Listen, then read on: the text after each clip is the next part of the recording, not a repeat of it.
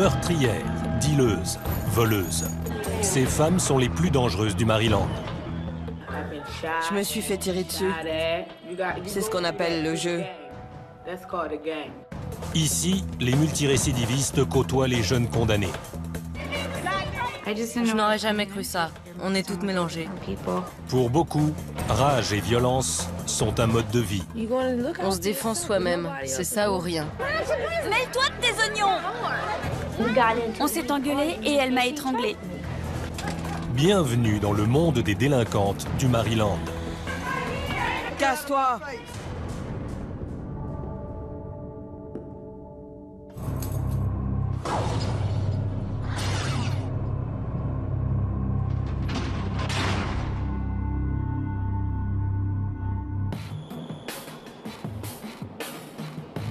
Jessup, non loin de Baltimore.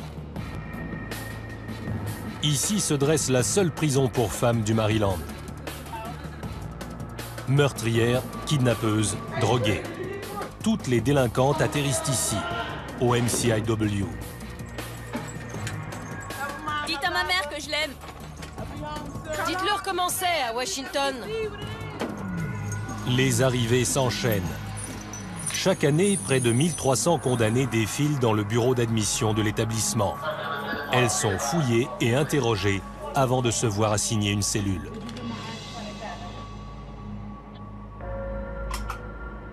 Bon nombre sortent tout droit des rues de Baltimore, l'une des villes les plus violentes des États-Unis, située à 25 km au nord de la prison.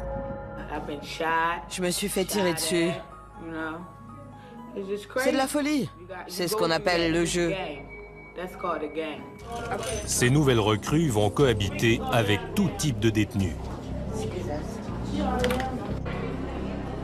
Des plus inoffensives aux plus dangereuses, les 900 occupantes du centre pénitentiaire partagent le même espace. C'est des enfoirés. C'est pas pareil. Certaines ont plus de mal que d'autres à s'adapter, comme Paris Pratt. J'ai dû faire virer des co-détenus. Parce qu'en ce moment, je ne supporte pas tous ces trucs débiles que les gens apportent dans votre cellule. J'ai pas décoré la mienne, parce que je veux pas m'y sentir comme chez moi. Un an après son arrivée, Paris ne s'est toujours pas intégré. Il y a des jours, je me réveille du bon pied, et d'autres jours, j'ai des envies de meurtre. Âgée de 25 ans seulement, la jeune femme a été condamnée à perpétuité. Abandonnée à l'adolescence, elle a vendu du crack pour survivre. Aujourd'hui, elle est incarcérée pour avoir abattu de sang-froid un jeune garçon de 16 ans. J'ai été condamnée pour meurtre avec préméditation. J'ai pris perpète, sans possibilité de liberté sur parole. On m'a décrite comme un monstre.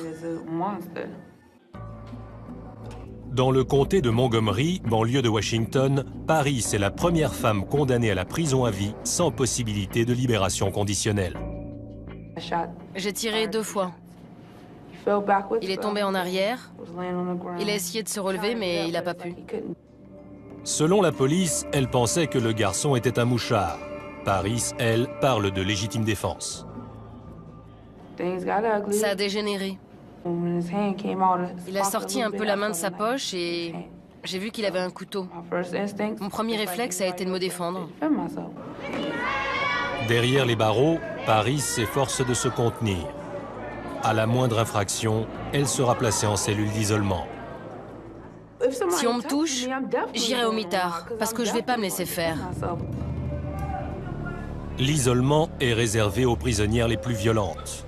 Elles sont confinées dans leur cellule 23 heures sur 24, un traitement vécu comme un enfer.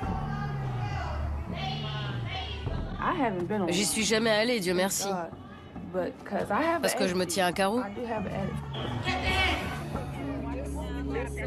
Les surveillants, comme le capitaine Anna, ont pour rôle de contrôler les détenus. En 20 ans de carrière, cette mère de 3 enfants a croisé toutes sortes de criminels, hommes et femmes. Elle sait que ces prisonnières vivent sur le fil du rasoir. On travaille avec des gens qui ont commis des crimes et qui peuvent récidiver. C'est là le danger. Ces gens sont instables. Ils ont des problèmes psychologiques, des problèmes affectifs. Et certains ne vous aiment pas. Avant le comptage journalier, la surveillante parcourt l'enceinte de la prison afin de s'assurer que les détenus sont bien à l'intérieur. Sachant à quel point ces femmes peuvent être imprévisibles, elle s'approche prudemment d'une prisonnière criant à la fenêtre de sa cellule. Personne veut m'aider? Aidez-moi! J'ai besoin qu'on m'aide. J'arrête pas de taper à la porte et aux fenêtres pour qu'on m'aide, et personne ne vient. J'ai besoin d'aide. Où est le problème? La détenue pourrait bien chercher à la blesser à travers les barreaux. La surveillante va s'efforcer de la tranquilliser. Pour les maîtriser, il faut rester calme. Elles finissent par s'arrêter. Si on se met à crier, ça part en vrille. Et on perd le contrôle de la situation. Mais le recours à la force s'impose parfois. Les contacts physiques étant fréquents entre prisonnières et personnel, 90% des surveillants sont des femmes. Tout comme leurs collègues masculins, elles observent une règle de base. On peut se faire agresser à tout moment. Ça m'est déjà arrivé. La menace est permanente. Il ne faut pas oublier qu'on est dans une prison. Les fautrices de troubles ne peuvent être transférées ailleurs. Il n'existe aucun autre établissement. C'est la seule prison pour femmes du Maryland. Elles sont toutes là. Or, cohabiter n'est pas toujours facile. Il y a des bagarres pour des problèmes de copinage, parce qu'on a une ennemie. Ça peut être une histoire de gang, ou bien encore un prétexte pour impliquer les surveillants. Certaines filles déclenchent des bagarres pour agresser le personnel.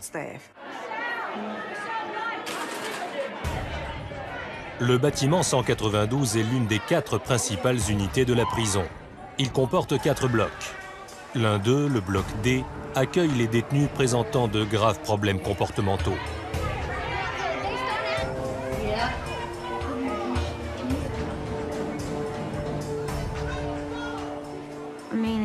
C'est la jungle. Il y en a qui tapent, qui shootent dans la porte, qui insultent la police ou les filles qui passent devant leur porte.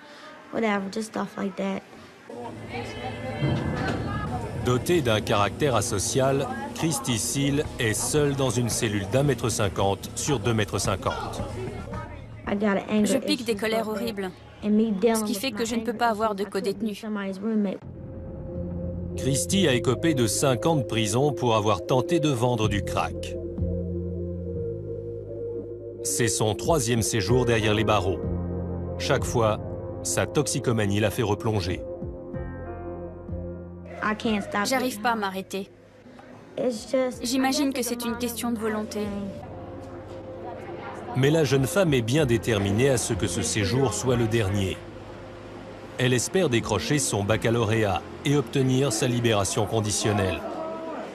Car pour la première fois, une famille l'attend au dehors. Ma mère s'est jamais occupée de moi. Aujourd'hui, j'ai 33 ans. Elle en a 51 et elle a décidé d'être une mère pour moi, d'arrêter la drogue et de nous aider, ma sœur et moi. Christy espère bénéficier d'une remise de peine de 3 ans pour bonne conduite. Mais pour cela, elle ne doit pas s'emporter comme les autres détenus. Si je ne supporte pas les gens en prison, comment je vais faire dehors? Elle chercherait bien de l'aide auprès de sa petite amie. Mais le règlement l'interdit. C'est mon âme sœur. Bien qu'on soit différentes, on se ressemble beaucoup. On s'entend super bien. Afin de prévenir les conflits, les relations entre détenus ne sont pas autorisées. Et Christy entend bien éviter les ennuis. De l'autre côté de la prison, Jill Newland découvre l'univers carcéral. son histoire est différente de celle des autres et ce milieu l'effraie. Je ne savais pas à quoi m'attendre. Ça fait peur, on est avec des longues peines, avec toutes sortes de gens. Âgée de 34 ans, elle a grandi dans une banlieue de classe moyenne de Baltimore. Étudiante, elle mène une vie confortable.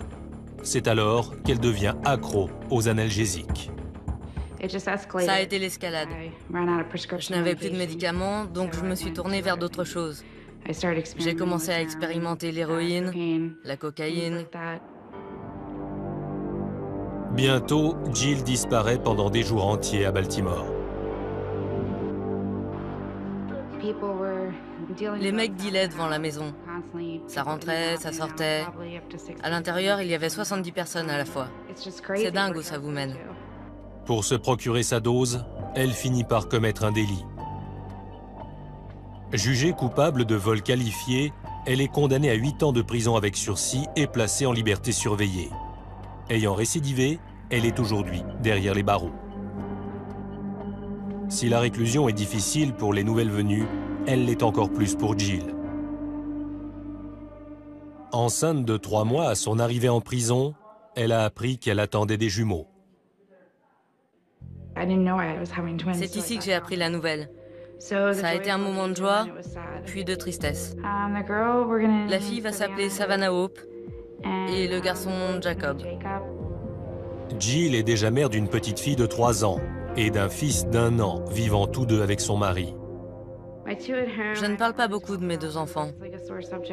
J'évite d'en parler parce que ça fait mal. Un jour j'étais là, le jour d'après je n'y étais plus. Je n'étais pas vraiment une bonne mère. Une bonne mère ne se drogue pas. Ici, les femmes enceintes sont traitées comme des détenues ordinaires. Je pensais qu'il y aurait un espace pour les femmes enceintes, que ce serait différent, qu'on ne serait pas mélangé aux autres. Il faut faire gaffe. La grossesse de Jill est considérée comme étant à haut risque. Les jumeaux sont souvent prématurés et son passé de toxicomane pourrait compromettre leur santé. À l'approche de l'accouchement, Jill est confinée à l'infirmerie, une petite aile séparée des unités principales. Des caméras de surveillance la filment en permanence afin de détecter la moindre anomalie. Je m'inquiète pour leur santé. A priori, ils vont bien, mais avant qu'ils naissent, on ne peut pas savoir. C'est stressant. Plus ça approche, plus c'est dur. Je ne peux rien faire à part attendre. Il faut vivre au jour le jour en espérant que ça aille. Mais l'épreuve sera plus dure encore que Jill ne l'imagine.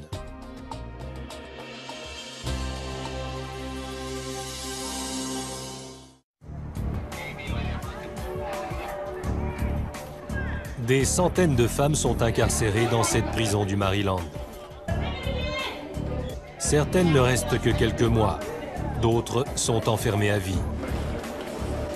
Le nombre de femmes incarcérées augmente près de 2 fois plus vite que le nombre d'hommes.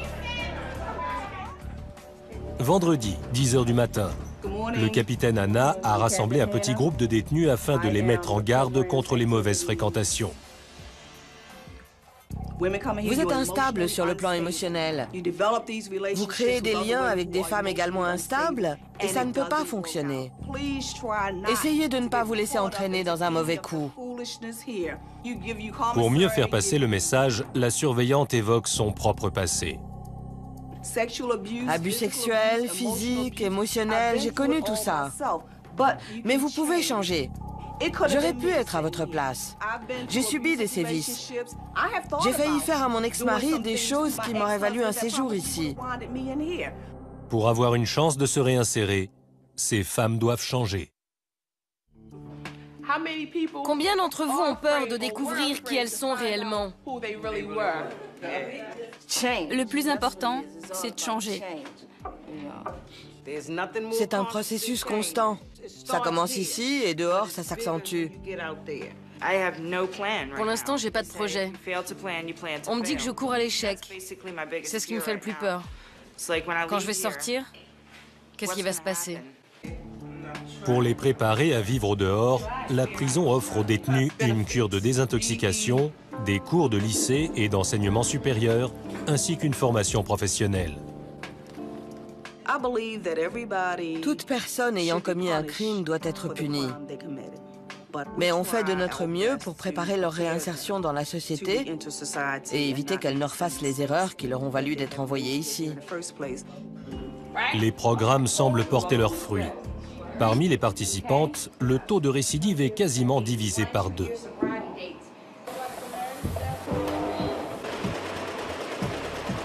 L'atelier de confection offre l'une des meilleures formations. Les compétences acquises sont directement exploitables et le salaire journalier peut atteindre 3,50 $. Derrière les barreaux, il s'agit d'une belle somme et travailler ici est considéré comme un privilège. Paris Pratt est l'une des 85 femmes employées à l'atelier. Elle confectionne des uniformes et des drapeaux pour l'État. Ce travail la tient occupée et l'empêche de penser à l'enfermement, du moins dans une certaine mesure.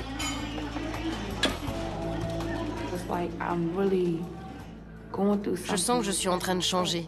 Tu te réveilles, t'as les mêmes personnes autour de toi, tu bosses pour 3 fois rien, tu bouffes les mêmes trucs dégueulasses, t'attends plus rien. Etta Myers aide Paris à surmonter l'épreuve. Les 2 femmes travaillent ensemble à l'atelier. Également condamnée à perpétuité, Etta est pour Paris un modèle. Etta est là depuis 32 ans. Je me disais, elle doit être folle pour ne pas avoir craqué au bout de 32 ans. Mais j'imagine qu'avec le temps, je vais apprendre à voir les choses différemment. Et peut-être qu'un jour, je serai comme elle. Etta a été jugée coupable de meurtre lors d'une tentative de cambriolage. J'ai été écrouée en 1977 pour meurtre prémédité avec arme à feu. Avant d'aller en prison, j'étais mariée et toxico. Tout comme Paris, Etta a été incarcérée à l'âge de 20 ans, une épreuve qu'elle pensait ne jamais pouvoir surmonter. Je ne pouvais faire confiance à personne. Je préférais rester seule plutôt que d'être avec des gens dont je ne savais rien. Je n'avais pas fait d'études. J'étais très fragile, très vide à l'intérieur. J'avais peur, très très peur.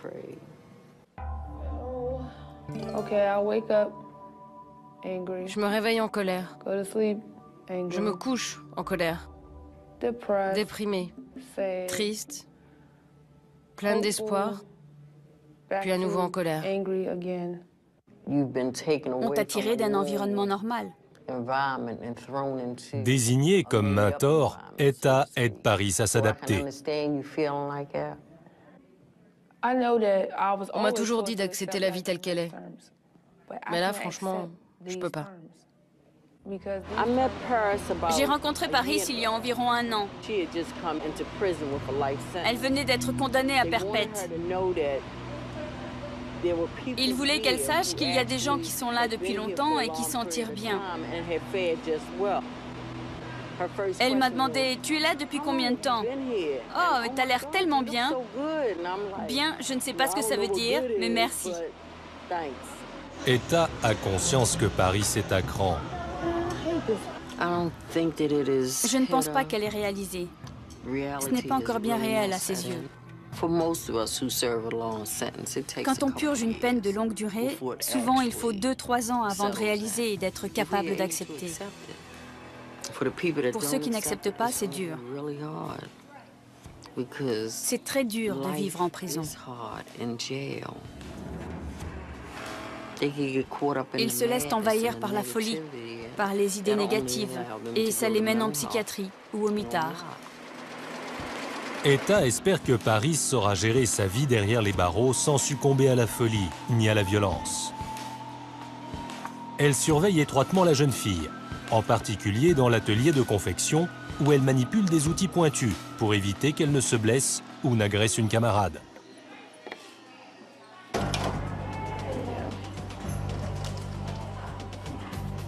Tout le matériel est soigneusement répertorié. On fait un inventaire de tous les outils. S'il y en a un qui manque, on ferme toutes les portes jusqu'à ce qu'on l'ait retrouvé. Au début et à la fin de chaque service, les détenus sont consciencieusement fouillés. On est fouillé chaque fois qu'on entre et qu'on sort.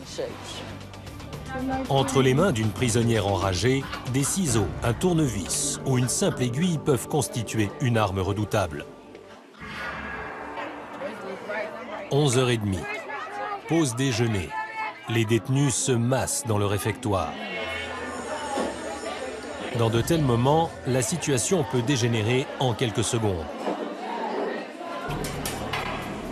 Le sergent Agnew, l'un des 18 gardiens hommes de la prison, surveille attentivement la file. Son rôle, empêcher les bagarres d'éclater à l'heure des repas. L'inspection quotidienne des mains est une étape essentielle dans la prévention des épidémies. Près de 5% des détenus sont séropositives, un taux 20 fois supérieur à la moyenne. Aucune plaie ne doit être visible. On vérifie leurs mains, parce que quand elles touchent la nourriture, si quelqu'un dans la file d'attente voit des plaies, c'est le drame. Ça peut déclencher une émeute. Les surveillants restent en alerte. Une simple dispute peut facilement se transformer en une violente altercation. C'est comme une boule de neige qui grossit. S'il y a un problème dans la file, elles ont leurs copines et leurs petites histoires. Tu m'agresses, tu agresses ma copine et hop, tout le monde s'en mêle. Afin d'obtenir sa libération conditionnelle, Christy fait son possible pour ne pas s'attirer d'ennui. Aujourd'hui, au réfectoire, elle va pourtant sortir de ses gonds. Mêle-toi de tes oignons, tu piges? Une dispute éclate entre Christy et son amie. Et soudain, celle-ci la saisit à la gorge. Fous-moi la paix! Les surveillants séparent rapidement les deux femmes, aussitôt mises à l'isolement.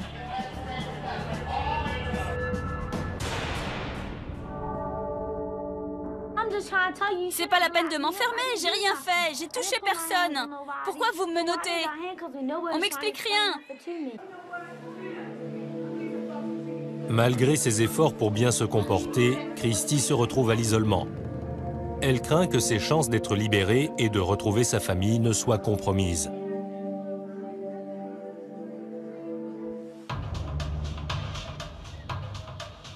Jeudi matin. Derrière ces barbelés cohabitent bon an mal an 900 femmes parmi les plus dangereuses du Maryland.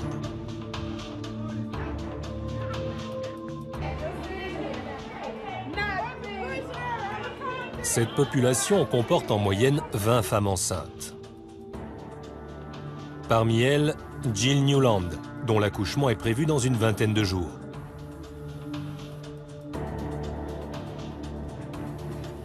Chaque semaine, la jeune femme subit un examen de routine.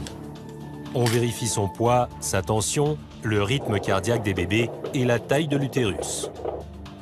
Mais aujourd'hui, la nouvelle tombe. Comme dans bien des grossesses gémellaires, les bébés sont prêts à sortir plusieurs semaines à l'avance. Jill doit être immédiatement transférée à l'hôpital local. Quand j'ai su que c'était bientôt la fin, ça a été un gros stress. Tu réalises ce qui t'arrive et ça fait peur. Malgré les circonstances, la sécurité ne peut être compromise. 2 surveillants encadrent Jill, qui doit, à chaque poste de contrôle, attendre les autorisations.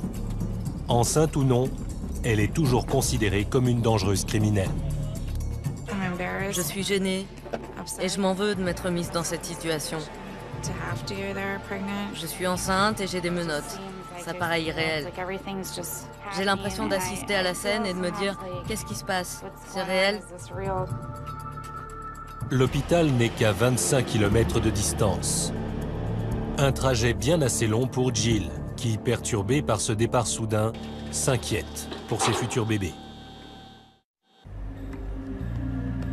Dans l'enceinte de la prison, le terrain est inhabituellement calme. Une prisonnière sort d'isolement et le capitaine Anna a fait évacuer le secteur. Toutes les activités extérieures sont suspendues le temps du transfert. Une surveillante ne lâche pas la détenue d'une semelle. Sa mission, la protéger des attaques éventuelles.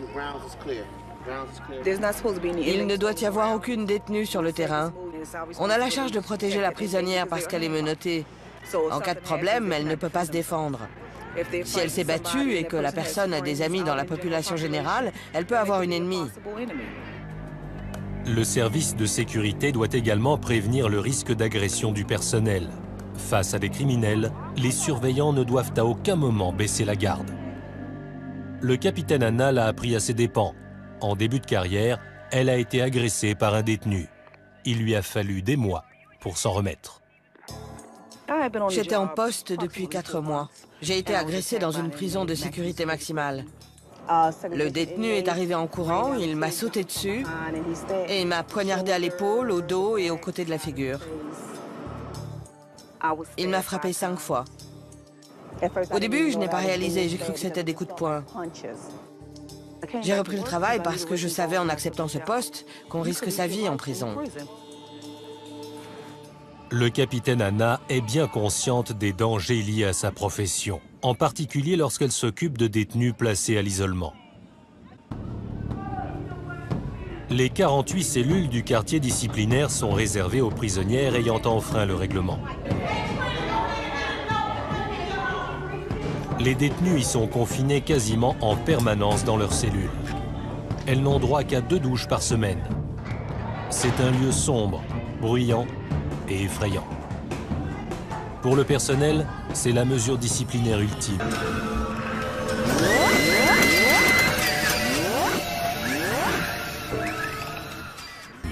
Pour les détenus, la punition suprême.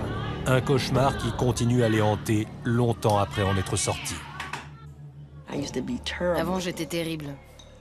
J'ai changé pour ne pas retourner là-bas parce que tu gagnes rien. C'est horrible. Tu sors jamais de ta cellule. T'as rien d'autre à faire que de regarder le mur et de cogiter. Qui voudrait d'une vie pareille? En tout cas, pas moi. Je vais à l'école, je fais tout ce que je peux pour sortir d'ici. Je vais pas allonger mon temps en allant au trou.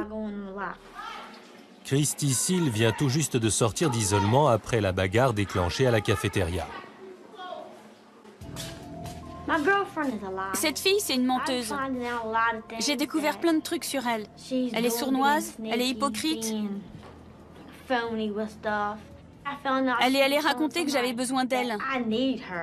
J'ai pas besoin de toi, ma cocotte, t'es dingue. On a parlé de ça à la cafette, on s'est engueulé et elle m'a étranglée. Christy n'avait pas été mise à l'isolement depuis des mois. Cette fois, heureusement, elle a été disculpée. Considérée comme l'instigatrice des faits, sa petite amie reste quant à elle au mitard. Elle arrête pas de me frapper. J'ai une griffure au cou là. C'est elle qui me l'a faite. Donc moi, je rends les coups. Je vais quand même pas me laisser frapper sans rien faire. Informé des faits, le capitaine Anna convoque Christy dès sa sortie du quartier d'isolement. Que vas-tu faire maintenant? Essayer de l'éviter. Je dis bien essayer. Ces relations ne sont pas autorisées, mais on sait qu'elles existent. Et elles ne fonctionnent pas. Il y a des disputes. Les filles se comportent de certaines manières avec les autres, juste pour rendre leurs copines jalouses. Et ça crée des tas de problèmes. Je me suis mise en colère parce que j'ai tout fait. Ils étaient tous ligués contre moi. Il faut que tu apprennes à maîtriser tes accès de colère. Tu vas faire quoi une fois dehors? Pense-y, sinon tu vas revenir ici. Tu en es où de ta formation? Tu as obtenu ton diplôme?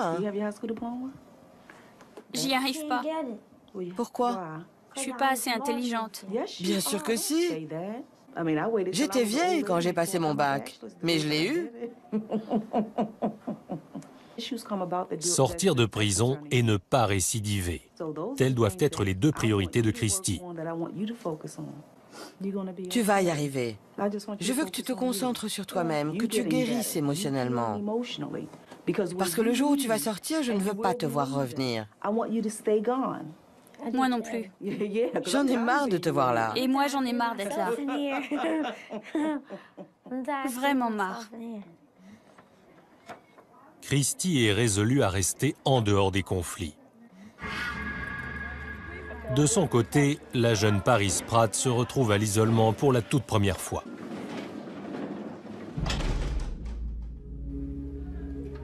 Elle est accusée d'avoir craché sur l'une de ses camarades, une grave infraction au règlement. Le major Carrington est en poste à la prison depuis 21 ans. C'est elle qui est chargée de diriger l'enquête. Cracher sur quelqu'un est considéré comme une agression. Il y a projection d'un liquide corporel sur autrui. Cracher, uriner, déféquer, tout ça, ce sont des agressions. Il ne s'agissait au départ que d'un simple chahut entre camarades, mais le jeu a dégénéré. Les deux détenus resteront à l'isolement tant que la vérité ne sera pas établie. Paris estime avoir été injustement accusé. Ils ne prennent même pas la peine de chercher la vérité. Et moi, malheureusement, je suis obligée de rester assise ici et de supporter tout ça. Je me sens trop mal ici. Paris découvre le mitard pour la première fois. Un environnement qui rend parfois les détenus plus instables et plus violentes. Il va falloir que ça bouge. Parce que je ne peux pas vivre comme ça. Je passe des journées épouvantables. J'avais encore jamais vu ça. Je ne supporte pas cet endroit. Paris risque de devoir passer des semaines entières à l'isolement. Une épreuve qui risque d'être difficile à surmonter pour la jeune condamnée.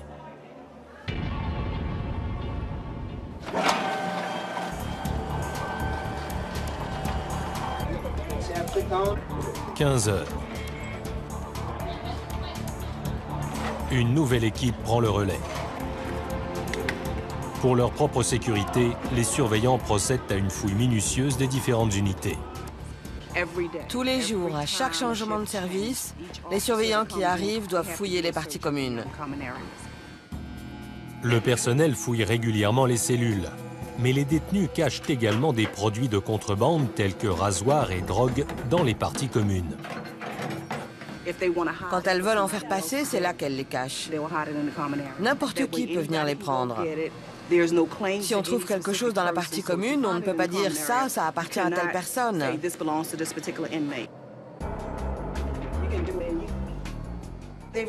Elles ont beaucoup d'imagination.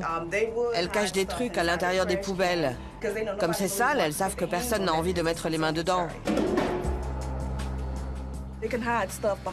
Elles planquent aussi des choses derrière les prospectus. Il faut regarder dessous pour voir s'il n'y a pas de rasoir ou de tabac. On trouve de la marijuana, de l'héroïne, des pilules. Et souvent, elles volent les médicaments des autres, les psychotropes, pour se défoncer. La laverie abrite également tout un trafic de produits illicites. On regarde derrière les machines à laver et les sèche-linges pour vérifier qu'il n'y a rien. Et on vérifie aussi à l'intérieur. Quelqu'un a laissé ses vêtements. Je les secoue pour vérifier qu'il n'y a rien.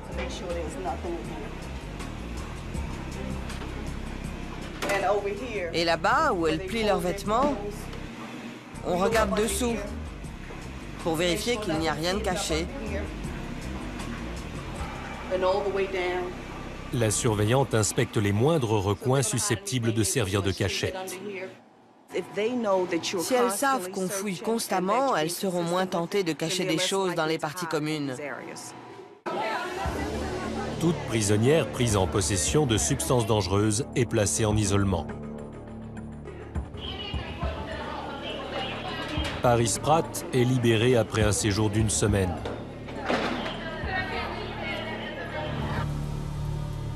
Mais elle n'est pas encore tirée d'affaire. Car si la commission de discipline a décidé l'abandon des poursuites pour agression, Paris doit encore être jugée pour le violent tapage commis le même soir. Elle encourt une prolongation de son séjour à l'isolement. L'accusation semble bénigne, mais en prison, la situation peut rapidement s'envenimer. Le surveillant Bartlow supervise les procédures disciplinaires. Ça commence par un simple jeu, puis quelqu'un s'offusque parce qu'on l'a bousculé un peu trop fort, ou qu'une remarque ne lui plaît pas, et les coups de poing partent. L'établissement autorise parfois une autre détenue à représenter l'accusé. Son rôle est d'argumenter en faveur de sa camarade et de veiller à l'équité du traitement. Lors de ces audiences, les prisonnières sont étroitement menottées. Il y a eu des cas dans le passé où des détenus qui n'étaient pas entravés ont blessé le représentant de la commission ou l'agent de sécurité. Elles étaient contrariées par les décisions les concernant. Le surveillant lit le compte-rendu d'incident. À 18h40, alors que les détenus rentraient du réfectoire, j'ai vu les détenus Paris Pratt, matricule 92 35 05, et Crystal se tirer par la chemise et se poursuivre. Je leur ai ordonné d'arrêter de chahuter et de rentrer. Il ne s'agit pas d'un acte violent. La camarade de Paris affirme que celle-ci n'a pas joué de véritable rôle dans l'incident. Mademoiselle Pratt n'a rien fait de mal. Elle rentrait du réfectoire. Elle se dirigeait vers le bâtiment et elle ne s'est pas comportée de manière imprudente. Mais ce n'est pas la première fois que Paris est rappelée à l'ordre. Elle a déjà commis 3 infractions similaires et compte tenu de son dossier, le surveillant n'est pas convaincu. Après avoir pesé les arguments présentés par votre représentante et les preuves de l'accusation, je vous déclare coupable de violation de l'article 501. Vous avez visiblement du mal à accepter les règles et à vous adapter. Quand on ne coopère pas, on en paie les conséquences. Si dans les 3 prochains mois, vous commettez une nouvelle infraction, la commission de discipline sera contrainte de vous placer en cellule disciplinaire. Compris ? Paris s'en tire pour cette fois, mais elle est sur la corde raide. À la moindre infraction, elle sera aussitôt placée à l'isolement. Je dois m'estimer contente. J'ai rien à dire.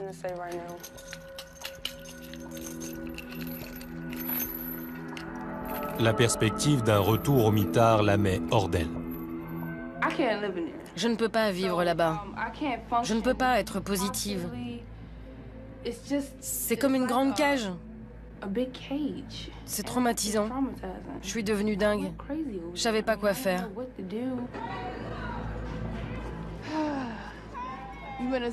T'es dans une cage comme un animal.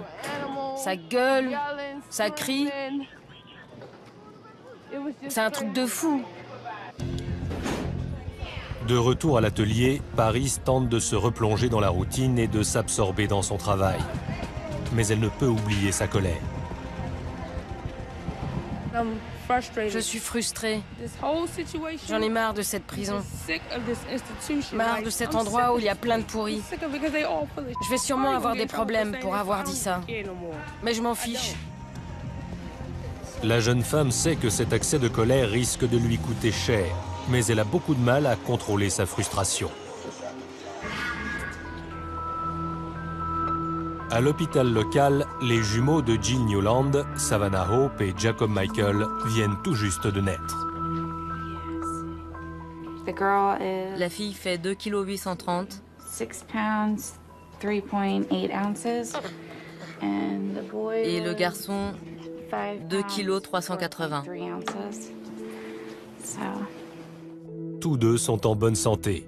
Quand je suis arrivée, j'étais inquiète. Je me demandais comment ça allait se passer à cause des risques.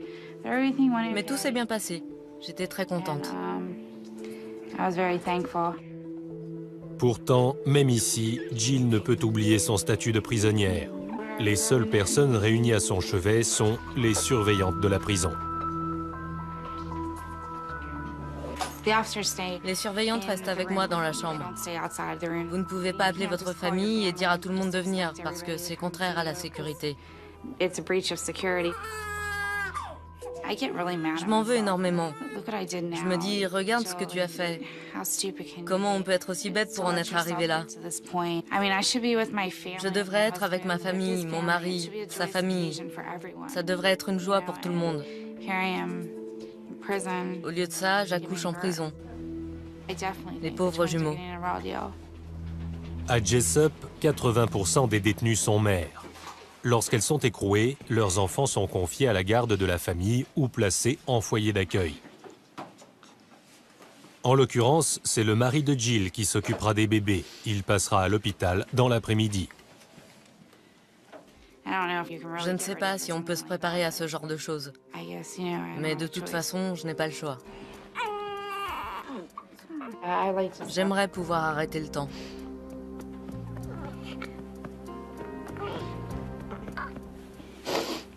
Désolée. C'est dur. Je ne pensais pas que ce serait aussi dur. Dans quelques heures, Jill devra abandonner ses jumeaux et retourner dans une cellule d'1,50 m par 2,50 m pour encore 7 ans.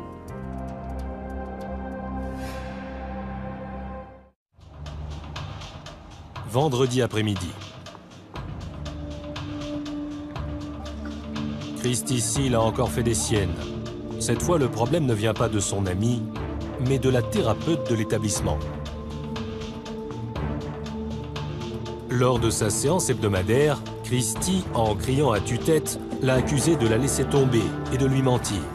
Je n'accepterai pas qu'on me parle comme à une débile. J'ai un problème de colère. Elle le sait. Et pourtant, elle m'a cherché jusqu'à ce que j'explose dans son bureau. Ils savent que je ne supporte pas leurs conneries. Christy a conscience d'avoir peut-être compromis ses chances d'être libérée et de retrouver sa famille. Je m'en tirais super bien. Je veux pas gâcher toutes mes chances et avoir l'impression d'être une perdante. Et j'essaie de m'améliorer. Il est temps que je passe à autre chose. Tu viens ce soir? Avant, je m'en fichais. Maintenant, c'est différent. J'ai une famille qui m'attend. J'avais jamais eu ça avant. Je veux pas tout gâcher. Je veux rentrer et être avec eux. Les détenus ont souvent besoin de conseils pour prendre un nouveau départ. Il leur faut souvent 2 ou 3 fois avant de réaliser que ce n'est pas une blague, qu'il faut qu'elles remettent de l'ordre dans leur vie. On fait ce qu'on peut pour les aider. Jill Newland est de retour dans sa cellule. Les jumeaux sont partis dans les bras de leur père. On s'appelle sans arrêt. 100 fois dans la journée, j'ai envie de parler au bébé. Et ils ne peuvent pas répondre. Ils me manquent beaucoup. Mais en même temps, je suis partagée. J'ai vraiment envie d'être avec mes enfants, mais en même temps, je me dis, est-ce que là, je pourrais m'en occuper? Non. On ne peut pas s'en occuper en étant shooté. Jill est prête à reprendre le programme de désintoxication intensif de la prison. Elle est bien déterminée à ne pas replonger. Pour moi, c'est un nouveau départ. Si j'arrive à rester positive et à ne pas perdre de vue mon objectif, ça devrait marcher. Je veux être clean. Je veux faire ce qu'il faut. Afin de motiver les détenus comme Jill, la prison offre aux nouvelles mères un programme unique. Une fois par semaine, à l'occasion d'une visite spéciale, elles sont autorisées à jouer librement avec leur bébé. Pendant 2 heures, elles peuvent être mamans. Si Jill reste sur la bonne voie, elle verra les jumeaux et ces visites lui rappelleront la nécessité de changer. La jeune mère finira par rentrer chez elle, contrairement à Paris Pratt, qui doit passer ici le reste de sa vie. Ces jours-ci, Paris s'est tenue tranquille, mais elle n'a purgé qu'une seule année de sa peine. Je sais pas si je vais m'habituer à vivre ici. Un jour, j'ai l'impression que je vais m'y faire. Le jour d'après, je me dis que je ferais mieux de me suicider. Parce qu'ici, on vit pas, on survit. Je pense pas que j'y arrive. Non.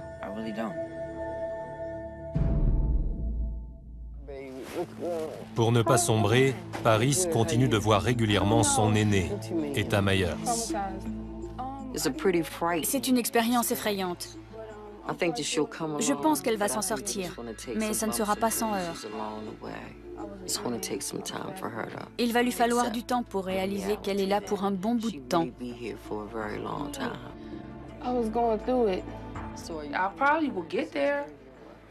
Je vais m'y faire si je dois rester là pendant des années. On n'a pas le choix. Il faut qu'on accepte, mais pour l'instant, c'est pas ça. Paris pourra-t-elle s'adapter? Seul l'avenir nous le dira. Toutes celles qui viennent ici ont un problème. Si elles ont commis un délit, il y a une raison. On essaie de les aider à régler ce problème et à trouver le moyen de changer. Les surveillantes, comme le capitaine Anna, tentent d'aider les détenus à trouver leur voie. Il ne faut jamais baisser les bras. Pour moi, ma mission, c'est d'aider ces femmes simplement en m'occupant d'elles et en me montrant humaine. Jour après jour, les criminels du Maryland continuent de remplir les cellules de la prison. Quel que soit leur délit, le personnel offre à ces femmes perturbées l'opportunité de changer.